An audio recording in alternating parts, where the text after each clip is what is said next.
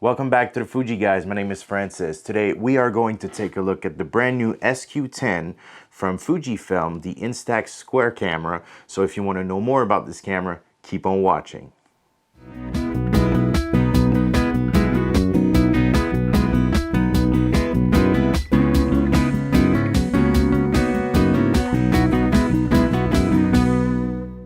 So the SQ10 uses the brand new square format film, which looks like this.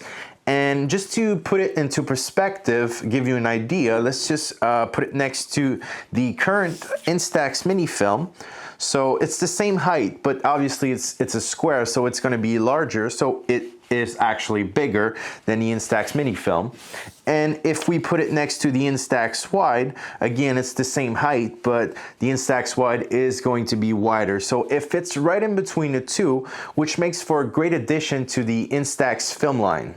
The SQ10 features a 28.5 full frame equivalent lens with a 2.4 aperture. It has autofocus and can focus as close as 10 centimeters from your subject. So you can get really close-up shots, which is really interesting with this camera. In the front of the camera, you have two buttons here. So you have different configuration that you can set it up to. Well, you can set them up to actually. So if I power up first the camera and go into the menu, and I go down to my shutter button settings, I actually have 5 different modes that I can choose from. So the first one is going to be your right hand is going to be a shutter button and the left hand too. So whatever the button you press, it's actually going to take a picture. If you go on to the second mode, your right hand is going to be your shooting button, and on the left hand is going to be your shooting mode change button. The third one, it's actually the right hand is just going to be a shutter button, and on the left is going to be deactivated. The fourth one, it's going to be a left-handed operation. So on your left side, you will have your shutter button, and on the right side, it's going to be your shooting mode change button. And the last one is going to be a left-handed operation with the right button disabled. So you have 3 different shooting modes options. So if right now I've got the left button set to shooting mode. So if I press them to go around, I have the bold mode. So I will have to press the button, and as long as I have the button pressed, it's going to record, so I can do a long exposure that way.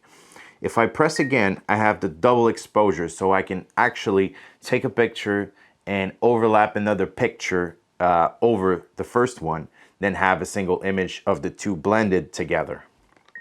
And then I go back to standard, which is just taking pictures. So as you see, if I press, it just goes around. So the camera has 2 different modes. You have the auto mode and the manual mode. The auto mode is actually going to be like your standard Instax camera, where you take a picture and it comes out. So if I go ahead and put it onto auto here, and I take a selfie,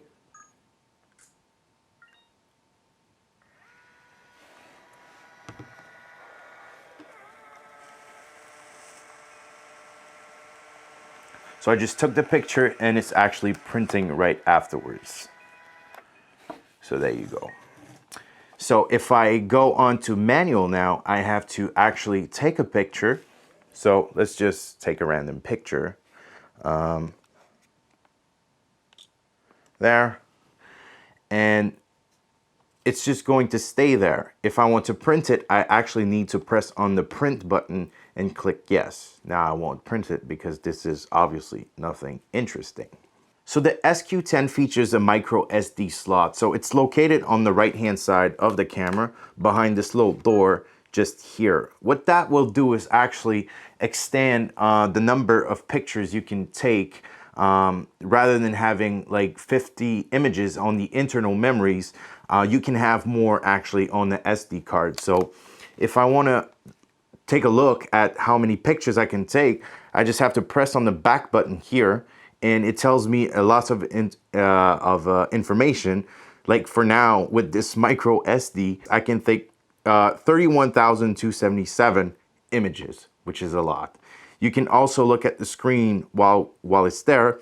You have your battery level, your date, time, flash setting, vignette, filters, and exposure compensation to what it's actually set to.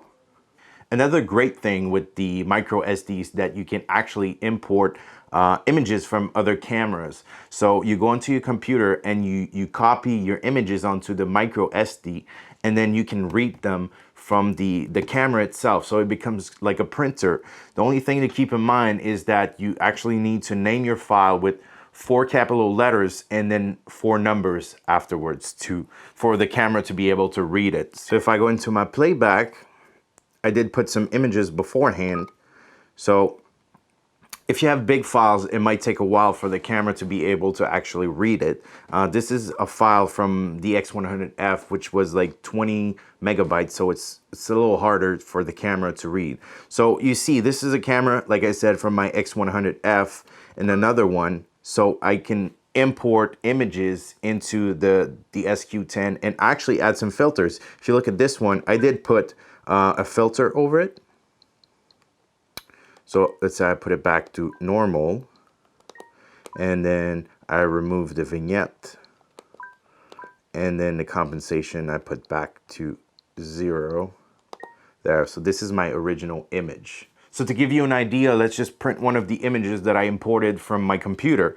So let's say I take the CN tower, this one, and actually I don't want to do anything. I just want to print it. So I just press on the print, click yes, and then you will see it coming out.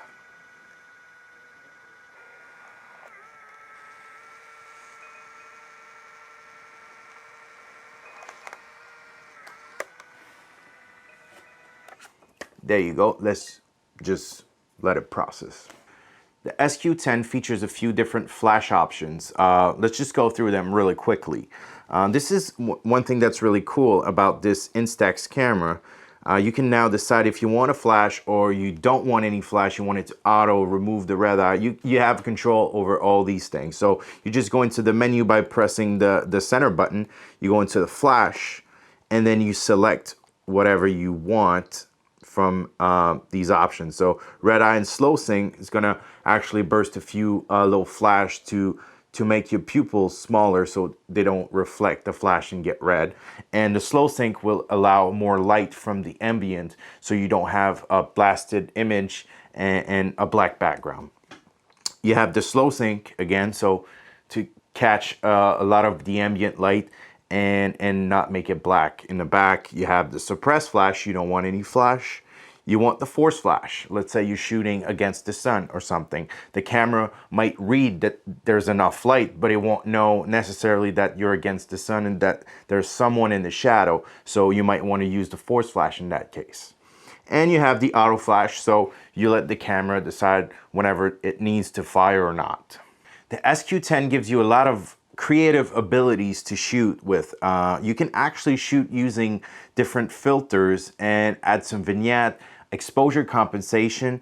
All these things are available in live view, and then you can actually see the effect while taking your picture. But what's really nice is that you can actually go into the playback if you want to print it again, and you can actually change these settings. So let's say you shot with the maximum +3 of vignette and underexposed it by 3 stops, then you can actually go back and make it normal again. So let's just go and show you what I mean. So if I take this picture, for example, this was set all to normal. So if I want, I can go and add some vignette. I can go and change the filter from it. I can, underexpose it or overexpose it, and I can just print it, or, I can always play with it. So it's never actually saved on the file itself. So you will always be able to retrieve the actual file in normal settings. So let's talk a little bit about printing. When printing, you can do a few different things like change filters, add filters, vignette, exposure compensations. You can also add the date and time. And to do that, you just go into the menu and you go down to date and time, date stamp, and you just put it on. So now it will show up on your images. So let's just go and print a picture to show you the different things you can do. So I go into my playback mode and then I choose this image. You can see now I've added the date stamp. First thing I want to do is play with the filters. So let's just choose one that we like. These are kind of cool, so it's kind of hard to choose, but you know what? I'll just go ahead and go with the monochrome. So that's fine for me. Let's add a little bit of vignette. That's fine for me. Good. And I want to crop it in a little bit. So my image is good to go. So I'm just going to press the print button here. Print, yes.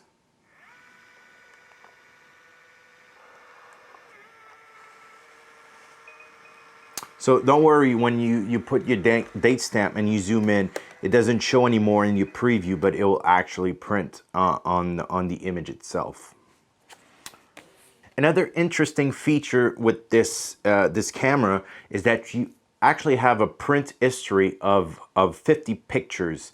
And as you go on, the last one, the older one will go away and it will be replaced with the new ones. But that's actually kind of cool because if you want to reprint a picture that you really liked. One thing to note though is that you can't actually change the filters in these photos. So how do you access that? You just go into your playback and then you press the menu OK button, the center button, and you just go into print history.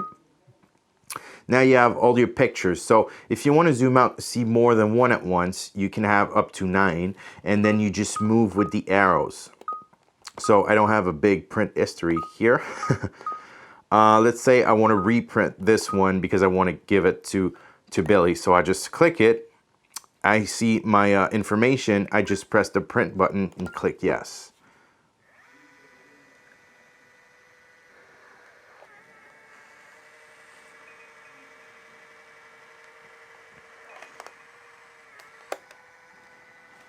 And here's one photo to ship to Billy.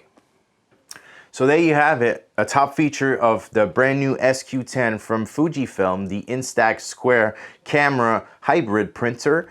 If you should have any questions, please leave them in the comment section below. And if you want to know more about the Fujifilm products, please subscribe to our YouTube channel, follow us on Twitter and Instagram. And until the next time, c'était Francis pour les Fuji Guys.